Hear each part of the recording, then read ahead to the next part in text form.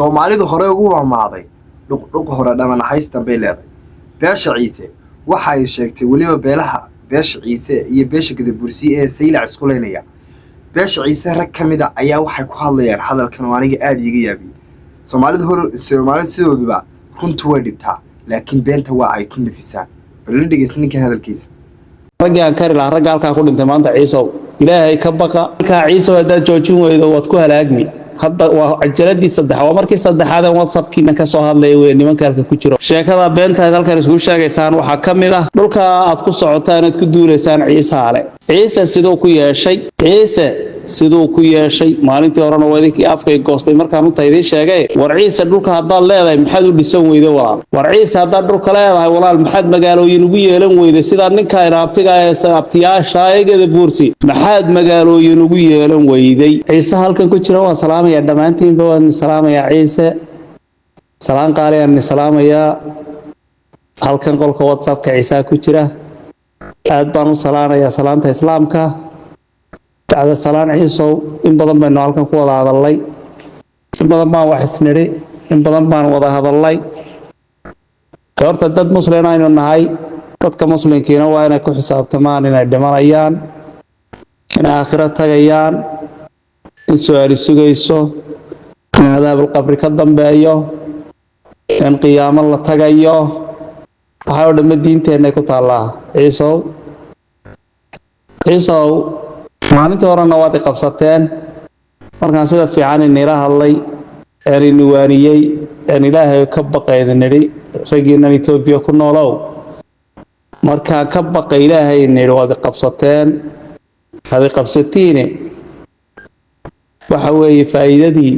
maalintii wixii ka digay oo inagu dhacay dhimashadu maanta Ciise waxay sii socotaa waa 150 qof weeyo inta la xaqiijiyo waa 150 148 waa dhaawac nimanka Ciise intii hore hadalkayga waad kari lahayd waa raggaan kari lahaa ragga halkaa ku dhintay maanta Ciise ilaahay ka baqa qabriga ay maanta ku jiraan ilaahoogi way hortageen su'aalaha qabriga sugaysa waxay ku dhinteenna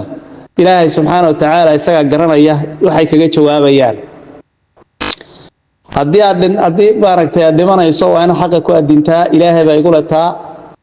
culimadii waaweynada Djibouti maanta way aamusan yihiin nimanka ilaahay ka baqa qaal Allah iyo qaal rasuul ragii lahaa Ciise ilaa maanta way ka aamusan yihiin arrimahan baadilka oo reer ku wado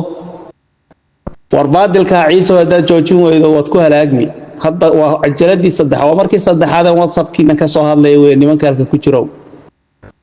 waxa weeye Ciise halka ku dhimanaya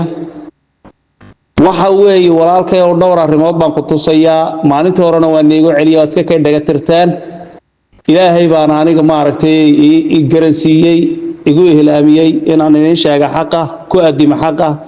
hatta dacaraka qadaaraade Ciise waxyaabo badan oo been isku sheegay sanayaan halkan ka dhageystaa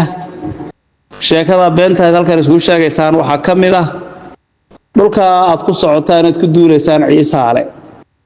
ciise sidoo ku yeeshay maalintii horena wadikii afkay goostay markaan u taydii sheegay war ciise dhulka haddaad leedahay maxaad u dhisan weyday walaal war ciise haddaad dhulka leedahay walaal maxaad magaalooyin ugu yeelan weyday sidaad ninka inaabtiga ee sababtiyaasha eegada buursi maxaad magaalooyin ugu yeelan weyday ciise walaal haddaad dhulka leedahay maxaad beer ugu yeelan weyday Ciise walaal haddaad dhulka leedahay maxaad hantida maguurtada waxa loo yaqaan aad u yeelan weyday walaal magaalada Saylac ee Ciise wad beentaan isku sheegaynaan meel walba maanta rag u dhinteen magaalada marka la dhex tago laba guri oo Ciise leeyahay la seexba kuma yaalo rag ba furaheeda lulay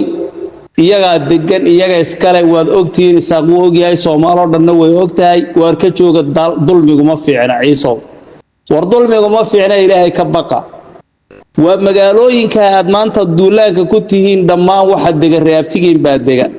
nimankan dagaalka wadina waa nimanka Muuse weeye mamaasan waa ceelaya weeye waxa wada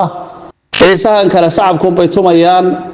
oo xagga Djibouti waa u muuqata laakiin waxaan ku dhimanay meesha waa Muuse mamaasan weeye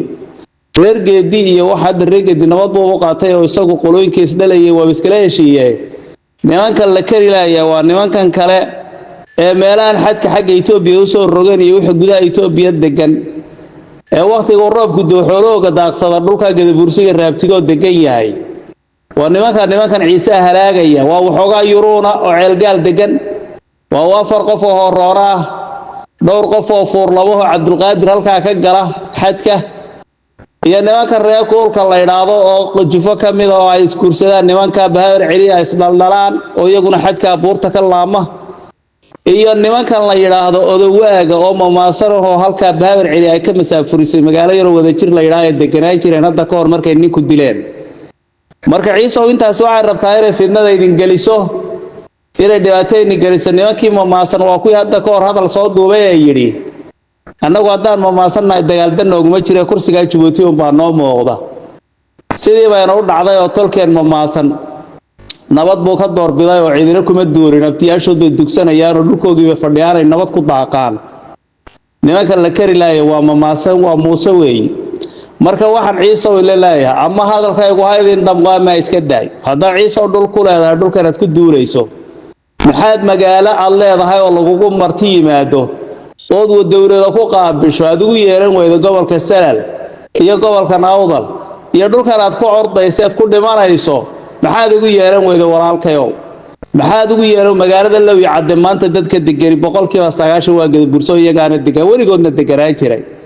nimankaasi magaalada yar tuulada ku jirtay madaxda taqoshi waa sabaro waxa degan 90% ceelasha madaxda iyaga wada leh waxa weey magaalada Zayr laba guri laga heli maayo ciisaha tagaa wuxuu martii jiray barasaabkiina maanta isaaq buu noqday oo meelaad martidaaba ma harin guriga loo dhisay ardayda laga keenay ee shiciya shiniliyaha dhagaale laga soo ururiyay berigii laga dhisay meesha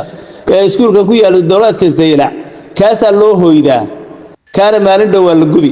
waxa weey ciise dani waxay kuugu jirtaa nabad bay kuugu jirtaa walaal hanti ma guurtii dhulka kaama taalmanaliid nimankan gobolka Awdal baa la yiraa Boorama laga maamulaa Lawi Cadde ilaa halka Boorama laga xukumaa waa dhulkan iyaga dega abtiyaashin baa dega nabad baad ku daaqayseen markuu roobku doo war ciise tiyoona inuu wadno raabtigeen cid ka fiican ma jirto Djibouti iyaga inooga soo horeeyo xukumayo jaamac sayrici baa joogayo way nagu wareejiyeen oo abtiyaashood bay u hiiliyeen ilaa maanta wahiilkoodu ku fadhiyaa mamaasan meesha marka waxa weeye nabad wax dhaanta ciise ma jiro aro horena waa idinku sheegay maantana waa idin sheegaya isaaq ciise gadabursi iskuma doorsanayo jiritaanka Soomaaliland waxa koow ka ah gadabursi inuu ka mid yahay isaaqa marka ciise oo ha ku riyoon hana ku seexan habeen kaliya maskaxdaada yay galin isaaqa Soomaaliland jooga gadabursi intuu ka heeliyo ciise raaci 1988 markii aynu raacnay de waxaynu raacnay fidnamadayaal kuwa la mid ah ayuu bayna galiyo fidnada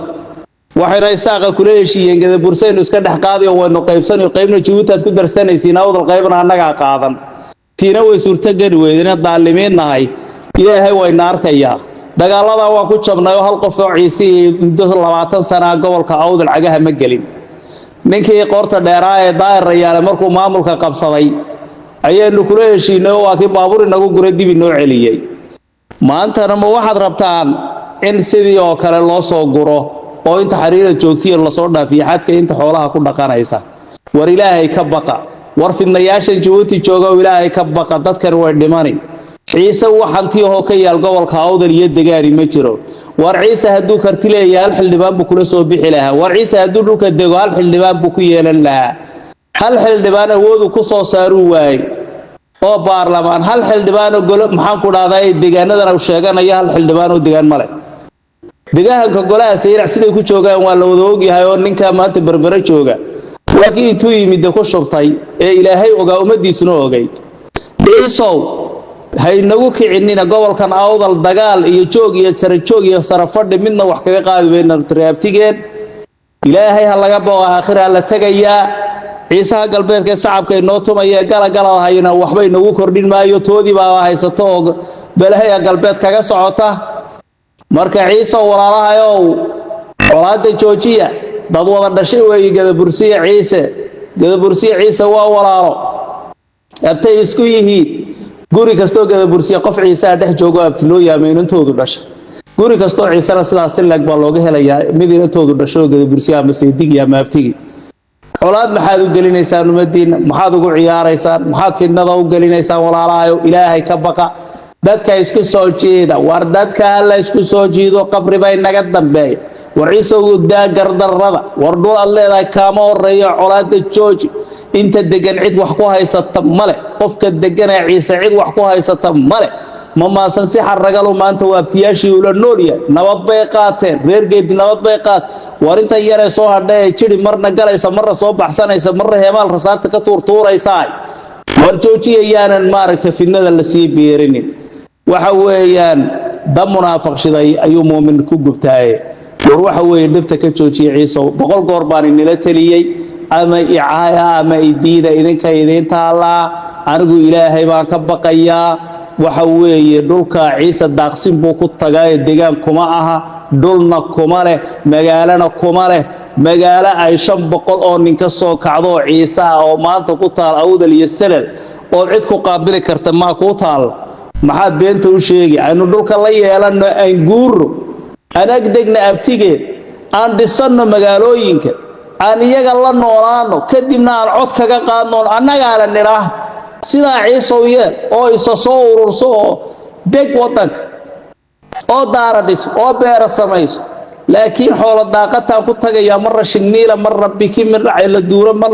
waan wareegaya war waxa ciise inaba qabatade waa ruuy ilaahay iyo xaq baan ku hadlayaa kii caroonaya carooday ninka inta qolkana waan ka baxay sida ay nabadgelyo intaad fidnadan iyo balaayadana fuufaysaan ma dhageysan karo wa salaamu calaykum wa ni salaamay walaal ilaahay laga boqo taas aan ku soo gabagabeynaya baadilkana joojiye